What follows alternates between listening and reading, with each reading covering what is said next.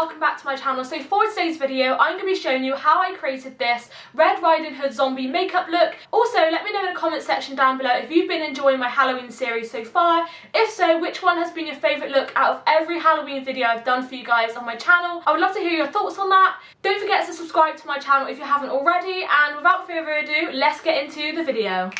Using my Jaclyn Hill palette, I'm going to be taking this gorgeous green shade at the bottom and applying this onto my eyelids. I'm shading around the hollows of my eyes to create a guideline for the other colours, which I'm going to gradually shade in. Green is a perfect base as zombies usually have green skin, so this is a good starting point to build up from.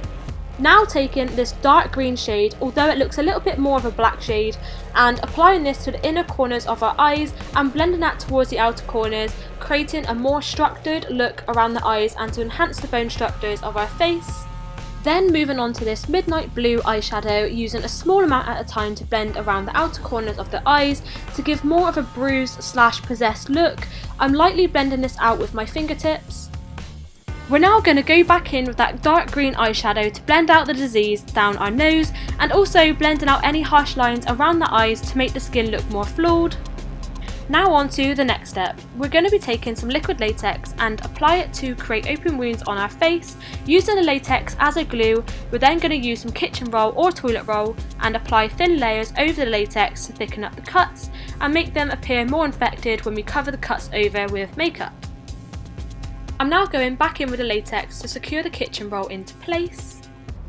I'm now using some dark green face paint by Snazaroo and using this to add a light contour / shadow to my cheekbone. To add more of an infected vibe to this look, I'm going to be taking that green shade and applying it from my neck and chest area as well. We're now taking a black face paint again by Snazaroo and applying a light and small layer to give more depth and texture to our infected skin. Carefully blending that up towards our chin and using any remaining colour left on the brush to add a slight shade to our mouth area. Now that the latex and tissue has dried together, I'm taking a red face paint and applying this to cover the latex scars as a base. Then using the same black face paint as I've been using throughout this video and adding some shadow around the scars to make them stand out and look more scab-like.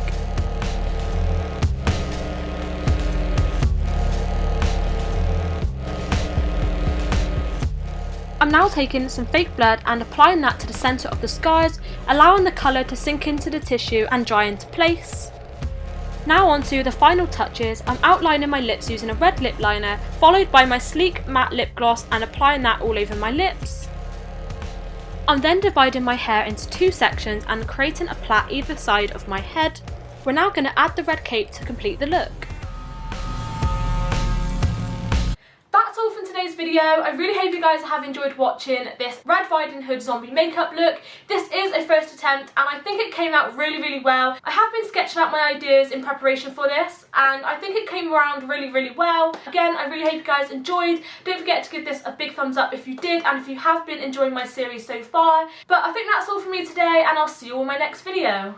Bye!